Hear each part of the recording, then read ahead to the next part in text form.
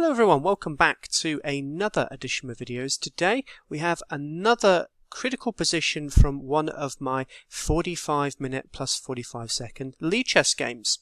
So you'll see from this position, White has just played d takes c6. After b takes c6, the bishop came to d3. Now you may be getting some deja vu from this position, and you're totally right to have deja vu, as this is the exact same position that I had in my last classical game. So I was actually, funny enough, playing as the white side, and if you remember, I played the move queen to f3, and that had the idea of pinning this pawn on c6. But in this particular game, instead of that, I was playing the black side this time round. My opponent instead decided on playing bishop to d3. So this enters into another of the main lines. And it's definitely a tough position to play against these things, because I've got to have the right compensation for this loss of this pawn. And I spoke last time when I analysed this position in my last game. Black has got a bit of a problem here. He's down a pawn. He's got terrible pawn structure. Well, I say this pawn's bad, but these two pawns are pretty bad. And this knight needs to find a way of getting back into the position. But with that said, Black will get a lot of activity for the fact that he's down a pawn. And you'll see here in this game, I was able to use that aspect to turn the tide in the opening. Now at this point I played the move bishop to d3. Not a bad move, but there is actually a better mainline position, and it's been reached in quite a lot of master games. So the key move here, and it looks very odd, is the move knight to d5. But this is the idea.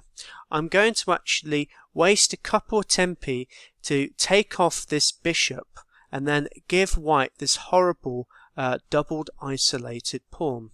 Now, it sounds a bit weird that I'm doing this, because we're taught in the opening we shouldn't move the same piece twice, but essentially white is going to have to waste a couple tempi anyway trying to get his pieces to better squares. This bishop, although it looks like a nice square to go to on d3, is actually not an ideal place for the bishop to go to, as it's blocking in quite a lot of white's development. He'd love to move the central pawn forward to get this bishop out, but right now he can't. So the idea of this bishop coming here is to support this knight potentially coming to e4, and then hopefully potentially trade off on f6 if the knight is still there. But in any case, the main line actually goes knight to f3, and after bishop to d6, castles, knight to f4, a very odd looking move. But it's very, even though it's very odd, this position has been reached in about 132 games in the Masters games, and it's been played by the best players in the world. I've already got a game up here that ended in a draw in 2019 between Levon Aronian and Ding Liren. There's also another game, in fact, where Black won between Garry Kasparov, Nigel Short. And there's even a nice black win from Sergei Karyakin as well. So clearly the best players do like to enter this particular position. So in any case, the main line continues. Rook to e1, and then knight takes here. And after c takes d3, this is the point. Black is trying to say here, okay, I'm down a pawn, but this is my compensation. You've got these horrible, unsightly, double isolated pawns, which unfortunately are going to become a bit of a target later on. And also, this bishop is going to take a bit of time to get into the position. He could play a move like b3 followed by b2, but it's all a little bit too slow, whilst Black is going to really fast forward with his development. As I say, this position's been reached 93 times in this particular point. There's been 66 draws, 23% of 66% of the games have been a draw, 23% have been a white win, and I think probably less than 11% have been a black win. So definitely not a bad line to enter in for black. In any case, going back to the actual positions. So I played the move bishop to d6, which again is not a terrible line. And here black would do very well after a move like knight to c3, let's say, so supporting this this knight coming back to e4. In any case, here my opponent castled, and I castled as well.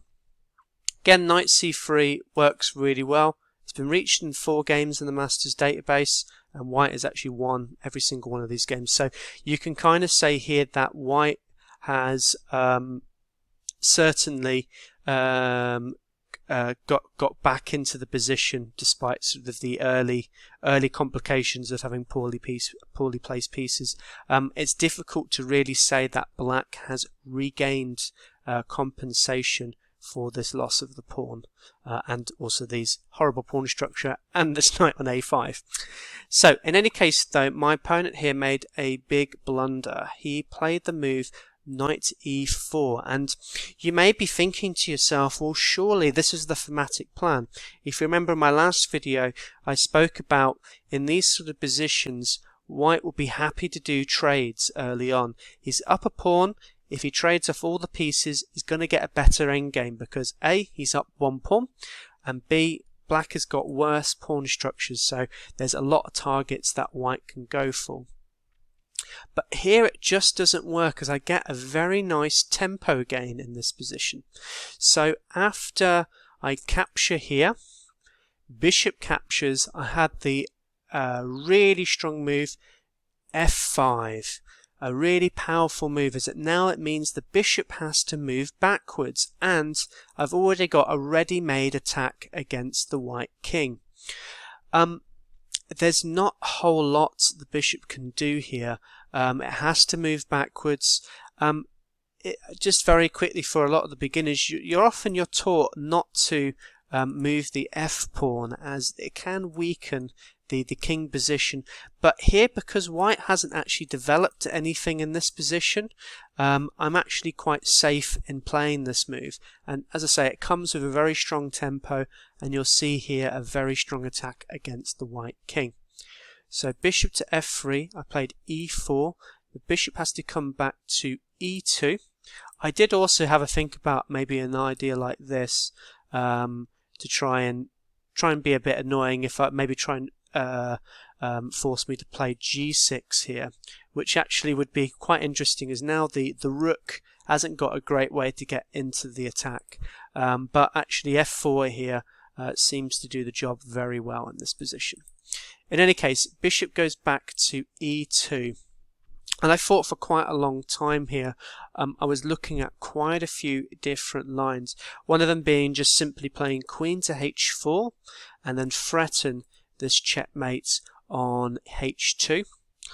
I was also looking at bishop takes on h2 as well, so being a bit more direct, but this line, it doesn't really work at all. So after king takes here, I take here with a check, and actually white can hold on for dear life here. The computer analyzes this as equal, but I kind of prefer white's position despite it being very precarious. My idea would be to play rook to f6 followed by rook to h6, but the problem I've got here is white has this clever resource with d3, so protecting this h6 square, so it doesn't quite work in this. So I was glad I didn't pick that position, because I was just looking at going, it just doesn't work. The other line I was looking at was queen to h4, but against this I think white has some nice defensive moves here. He can play g3 after I move to h3, rook comes to e1, and then essentially this is his idea. He's going to put his bishop back to f4, So I could play a move like f4 here to try and open everything up around the king. Bishop to f1, and it still says I'm winning quite comfortably in this position, but I wasn't really prepared to enter such a position. I mean, with that said, I think f5, I mean, it looks really powerful. I'm going to maybe just play things like, well, I don't even need to play this move, but you know, my position looks pretty crushing even here. So maybe that could have been something I could have played. Instead, I played the move f4, and the computer gives it as a mistake, but it's a very tricky line to play against. There's only one move that saves white in this position, and even then it's still a very, very difficult position to play. So here white needs to play the move f3, a very odd looking move. Again, we're taught never move the f pawns. They often create a lot of weaknesses against the black king, but here it's actually necessary. So the continuing line that I looked at we looked at after the game, bishop to h4, and then queen to e1. Queen comes back to h5, and after a move like, let's say, knight, we looked at one interesting line with knight to f6.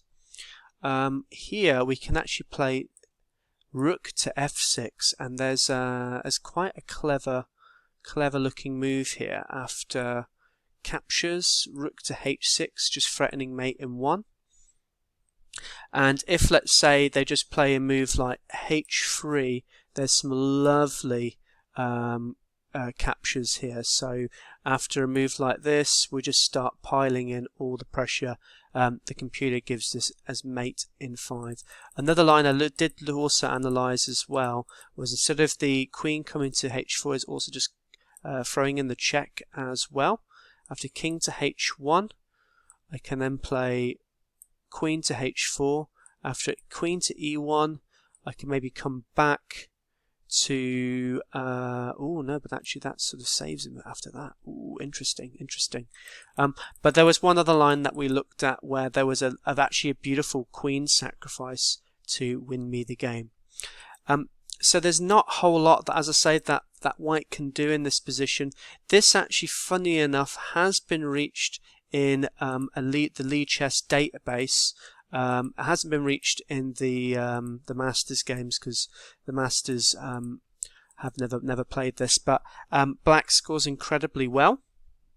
It's there's about 80 games, and about nearly 70-80% of them have been won by black here. And again, funnily enough, the Lichess database really likes the move f3. In any case, he played the move bishop to g4. And this has been reached 7 times in the Lichess database, but every single one of them has led to a defeat for white.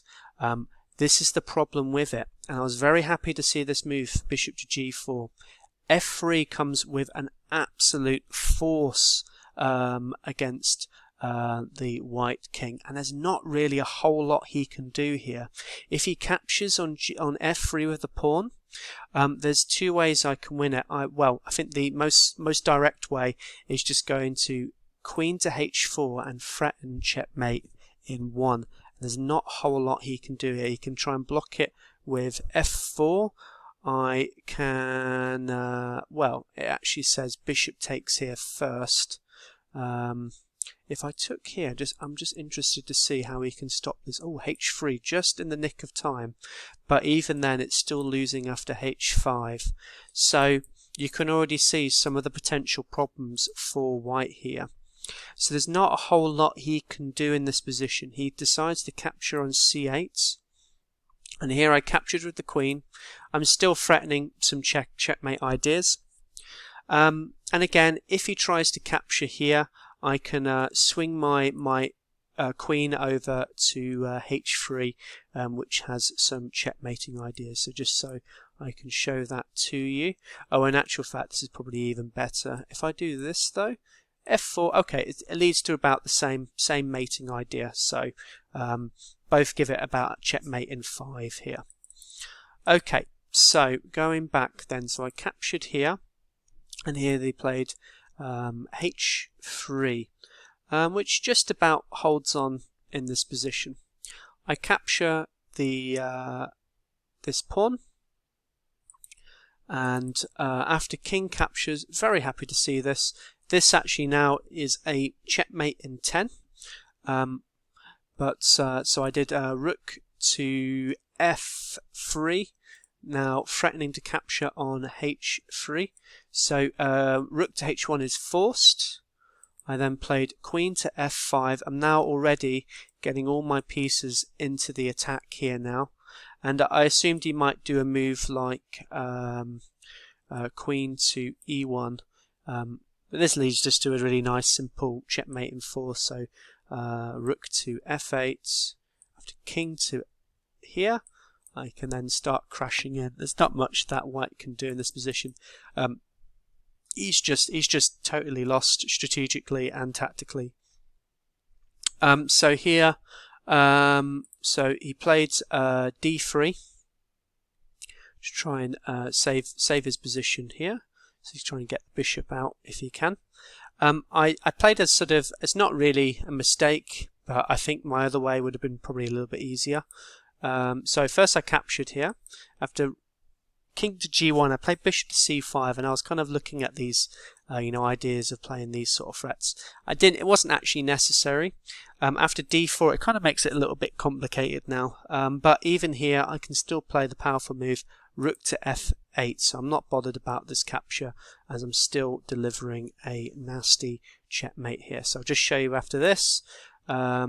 I can, in actual fact, I can play rook to g2. I was looking at this line in particular. It leads to the same way. So after this, captures.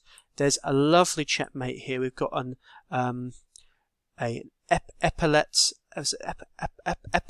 mate. Is that right? So it's like an admiral's.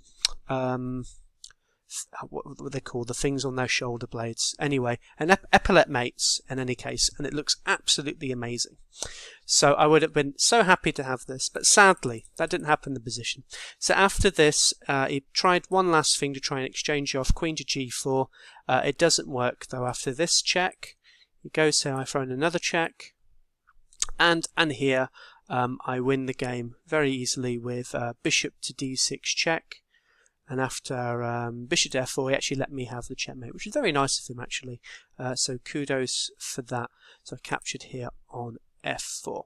So a very interesting game, and it was very odd in the analysis afterwards, because you look at white's position and you think, actually, where did you go wrong in this position? It just seemed as though that white's position just seemed to suddenly evaporate into nothing. And we maybe summarize that even in these very sharp positions, just a move like going back to knight to e4 is just totally losing, and it just doesn't look like it should lose so badly. But in any case, guys, that is, well, I'll just say in summary, really, that is the nature of these types of positions. Sharp complications always lead to some crazy games, and any small inaccuracy, any small mistake can lead to instant loss for one player. I hope you enjoyed this game, guys. Thank you to my opponent. He was an absolutely really good sport, and I really enjoyed our analysis afterwards. But in any case, guys, thank you for watching, and I'll speak to you soon. Take care. Bye.